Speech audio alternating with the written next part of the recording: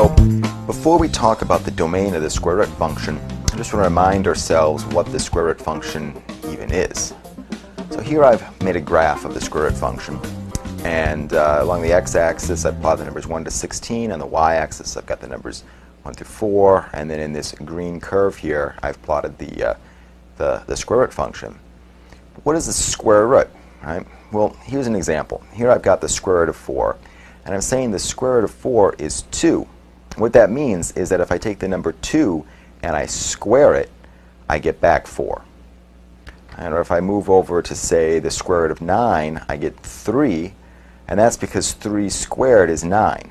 Right? Or if I move over a little bit further, the square root of 16 is 4, and that's because 4 squared is 16. Now, there's some crazier values too. If I move over here to the square root of 2, well, the square root of 2 is this sort of crazy number, 1.414213, blah, blah, blah. And maybe it's a little bit surprising that if I take that number and square it, I get back 2. So what's going on here? Right? The square root function takes a number and spits out a new number. That new number, when you multiply it by itself, when you square it, you get back your original number. Now here's the question. What sorts of numbers can I take the square root of? That's asking the question, what's the domain of the square root function? Now that we've seen the graph, let's try to write down in words a definition of the square root function. So in light of what we just seen, you might think that the definition of the function f of x equals square root of x is a number which squares to x.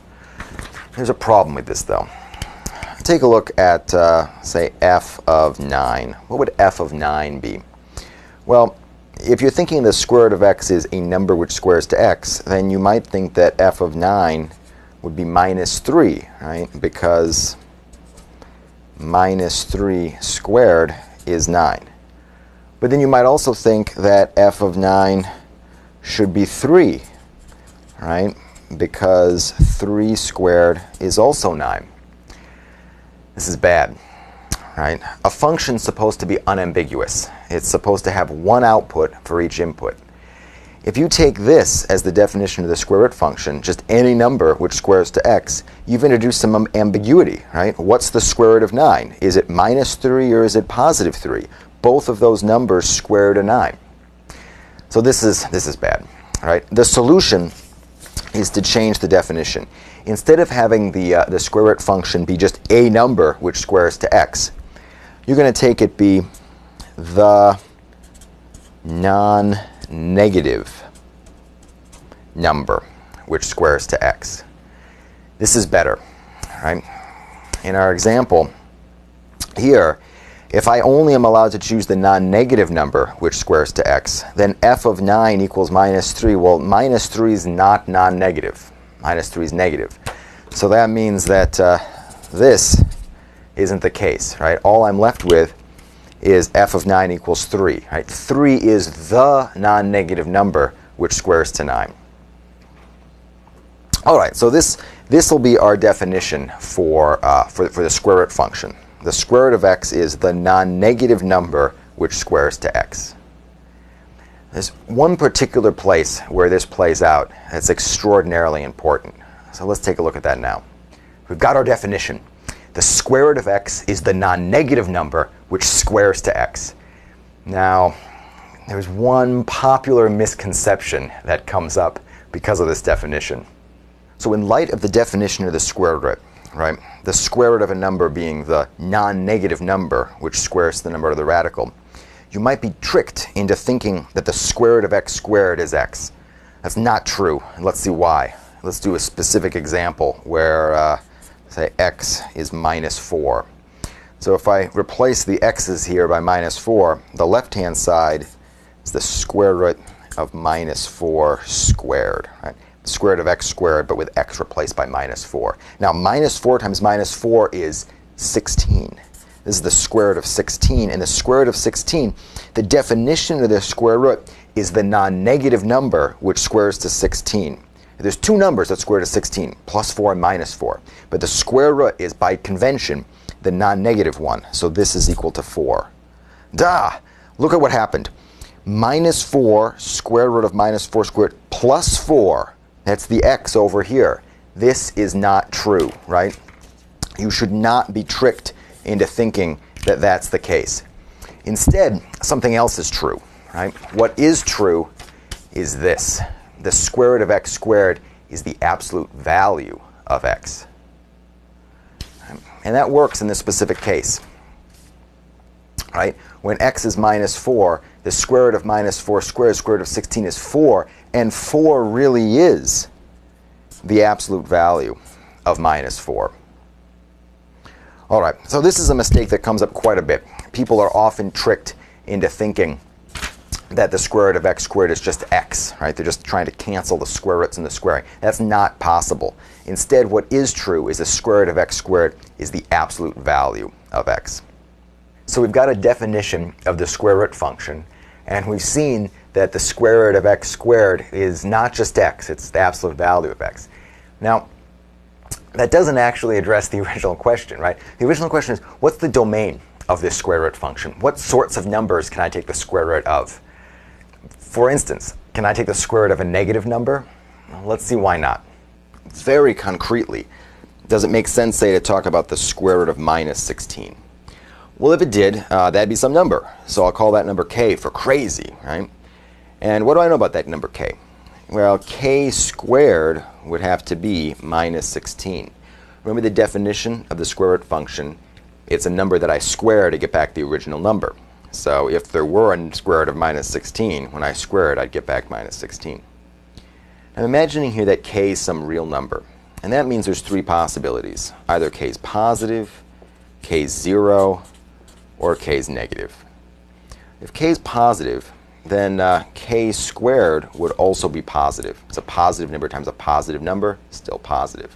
But that can't be, because k squared is supposed to be minus 16. So this first possibility doesn't happen.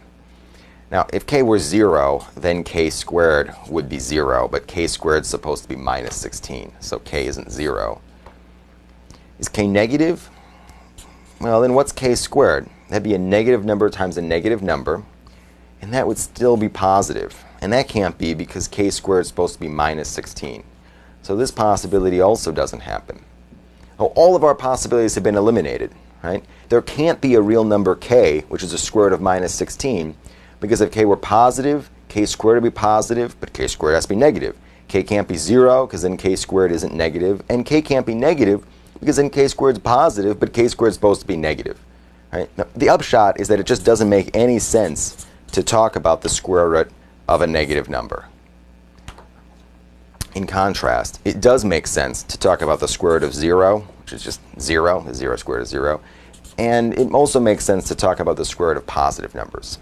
So to summarize the situation, we can say that the domain of the square root function is all the numbers between 0 and infinity, including 0, so I'm using the square bracket, but of course not including infinity, because infinity is not a number. Sometimes you're asked to calculate the domain of a function that's more complicated than just square root of x. Let's see an example of that. So let's try this. Let's try to find the domain of this function g, which is the square root of 2x plus 4. And remember, the domain consists of all the inputs for which the rule makes sense. So I just have to think, which x values make sense for this rule? Well, in order to take the square root of 2x plus 4, I'm going to need that 2x plus 4 is not negative. Because I can't take the square root of a negative number, so I need to guarantee that 2x plus 4 is not negative, meaning greater than or equal to 0. Now I can subtract 4 from both sides, and I get that 2x is at least minus 4. And then I can divide both sides by 2. 2 is positive, so it doesn't change the inequality. X is bigger than or equal to minus 2. So as long as x is at least negative 2, then 2x plus 4 is at least 0, which means it makes sense to take the square root. So I can summarize the situation. The domain of g consists of all numbers greater than or equal to minus 2. This is our notation for that. I use the square bracket to include the minus 2 and the round bracket here on the infinity because infinity is not a number. It's not part of the domain. So that example was a little bit harder. Let's do an even harder example where I've got multiple square roots. All right, the square root of something plus the square root of something. Now let's figure out the domain of this function that has two separate square roots. This is the function t of x equals the square root of 1 minus x plus the square root of 1 plus x. Now, in order for this rule to make sense, I have to be able to take this square root and also take this square root. In other words, in order to do this first square root, I'm going to need that 1 minus x is bigger than or equal to 0. Right? I need the thing under the square root to be non-negative in order to take the square root. In order to take this square root, I need 1 plus x to be bigger than or equal to 0. And both of these things have to be true in order to take both of these square roots and then add them together. So I'll put an and between them. Now, I could add x to both sides in this inequality, and I get 1 is bigger than or equal to x. And I could subtract 1 from both sides of this, and I'll get x is bigger than or equal to minus 1. And again, both of these things have to happen, right? I need x less than 1 and x bigger than or equal to minus 1 in order to evaluate this function. Let me write this in a more reasonable way, right? Instead of writing 1 bigger than or equal to x, I can write what I just said, x less than 1. And here I'll write this as x bigger than or equal to minus 1. Now I could write these inequalities as something about an interval. I could say that x is in the interval minus 1 to 1, right? To say that x is less than 1 and bigger than or equal to minus 1 exactly means that you're inside this interval. And I'm using square brackets here because I've got greater than or equal to, less than or equal to. And then I can summarize the situation by writing the domain of t is this interval. Right? This is describing the values of x for which this rule makes sense. That's the domain of the function t. Let's do one more example. Some square root problem where I've also got an x squared term. Let's calculate the domain of this function c. C of x is the square root of 1 minus x squared. So the domain consists of all the inputs for which the rule makes sense. So I'm looking for which values of x make the thing under the square root non-negative. There's lots of different ways to think about which values of x make this true. One way is to factor 1 minus x squared. So I could factor 1 minus x squared as 1 plus x times 1 minus x, right? That is equal to 1 minus x squared. I'm looking for when that's non-negative. This is a little bit easier to think about because now I just have to figure out when these two terms have the same sign, right? When they're both positive or both negative, then their product is bigger than or equal to 0. So to think about that, I'll draw a number line, and I'll first think about when 1 plus x is positive and negative. So something special happens at minus 1. Right? When x is minus 1, 1 plus x is 0. When x is less than minus 1, 1 plus x is negative. And when x is bigger than minus 1, 1 plus x is positive. All right, now compare this with 1 minus x. Right? 1 minus x, something exciting happens at 1. Right? When x is less than 1, 1 minus x is positive. And when x is bigger than 1, 1 minus x is negative. Now, I'm not trying to really understand 1 plus x or 1 minus x. I'm trying to understand their product. So when I multiply those two together, I get 1 minus x squared. And I want to know, when is that positive or negative? Let me mark down the special points minus 1 and 1.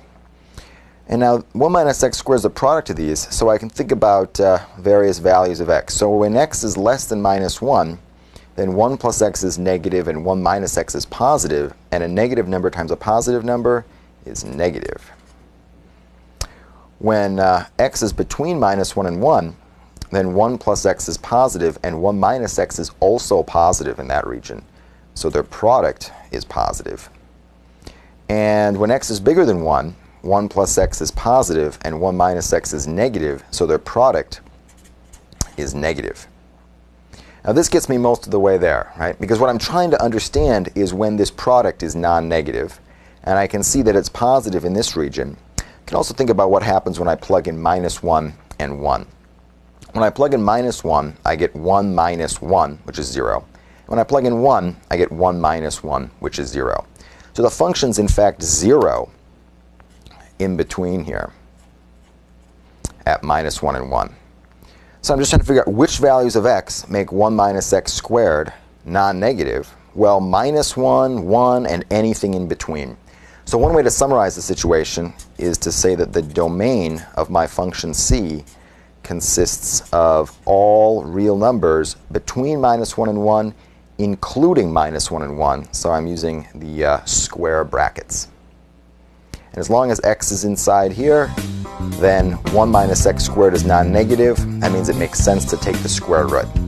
And that's the domain of C.